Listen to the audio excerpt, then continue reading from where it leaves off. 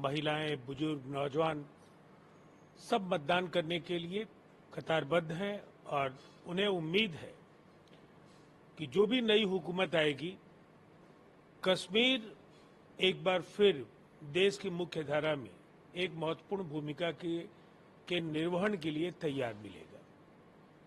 अमित शाह कहते हैं कि उमर अब्दुल्ला और राहुल गांधी का एजेंडा है कि चुनाव के बाद वो टेररिस्ट जो जेल में बंद है उसको रिलीज कर देंगे। देखिए, इतनी बात तो तय है कि कांग्रेस की जो नाकामियां हैं, जो गलतियां हैं और बार बार वहां कुछ अविवेकपूर्ण, नासमझी भरे जो फैसले हैं, एक संवेदनशील प्रांत में उससे कठिनाइयां बढ़ी।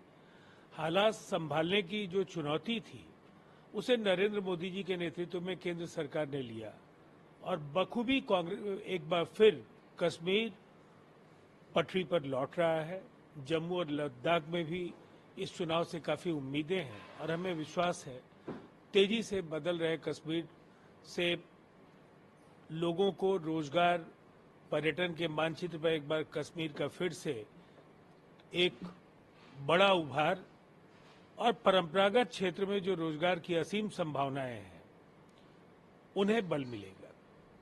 देवेंद्र सिंह हैं, देवेंद्र सिंह हैं कांग्रेस के दिल्ली के अध्यक्ष। उन्होंने कहा कि आम आदमी पार्टी जनता के सामने एक्सपोज हो गई। देखिए, ये दिलचस्प है। एक तरफ इंडिया है, ये सब एक दूसरे के साथ गलबहियां करते देख रहे हैं, और दूसरी तरफ हरियाणा के चुनाव में भी गठबंधन होगा और उसके बाद एक दूसरे के खिलाफ खम ठोक कर खड़े हैं। दिल्ली में जिस तरह से कांग्रेस ने आप पार्टी के खिलाफ मोर्चा संभाल लिया है, इससे बिल्कुल साफ है कि एक कागज पर बना गठबंधन है और धीरे धीरे इस गठबंधन की जो गांठें हैं वो लोगों के सामने आती जा रही है। अर्जुन मेघवाल बोलते हैं कि यूसीसी आएगा एंड वी विल। देखिए, यूसीसी पर हमारी पार्टी का स्टैंड बिल्कुल साफ है। हम यूसीसी के खिलाफ नहीं हैं। बिहार के लोकप्रिय मुख्यमंत्री नीतीश कुमार जी ने लॉ कमीशन को भी अपनी राय बताई थी। आज भी हम ये कहते हैं कि जो भी स्टेक होल्डर्स हैं उनसे परामर्श करके इसे और बेहतर कानून बनाया जाए, और मुझे लगता है सैद्धांतिक तौर पर हमारी कोई असहमति नहीं है। किरण रिजिजू ने कहा है कि दिल्ली की सरकार काफी ट्रबल में आ गई थी आम आदमी पार्टी की सरकार से, और अभी भी है। देखिए, इस बात को नकारा कैसे जा सकता है, इसलिए कि एक तरफ आप पार्टी ने लोगों से वोट किस लिए मांगा था? बिजली, पानी, मोहल्ला क्लिनिक, वहां लोगों को रोजगार मिलेगा, बदलाव की लोग उम्मीद करते थे। लेकिन जिस तरह से भ्रष्टाचार के दलदल में अरविंद केजरीवाल और उनकी पूरी पार्टी फंसती चली गई, और जिस तरह से दिल्ली में कोई मुख्यमंत्री नहीं दिख रहा था, जेल की सलाखों के पीछे से राज्य चला पाना इतना आसान नहीं है, और वो भी देश की राजधानी, तो लोगों के अंदर गहरी निराशा है और इसका नुकसान आने वाले चुनाव में आप पार्टी को भुगतना पड़ेगा। रवनीत सिंह बिट्टू का मामला थमता नहीं दिख रहा है। आज मल्लिकार्जुन खड़गे ने भी प्रधानमंत्री को टारगेट किया इस मामले को लेकर। अपने मंत्री तो राहुल गांधी पर आपत्तिजनक टिप्पणी की। देखिए, मुझे लगता है विमर्श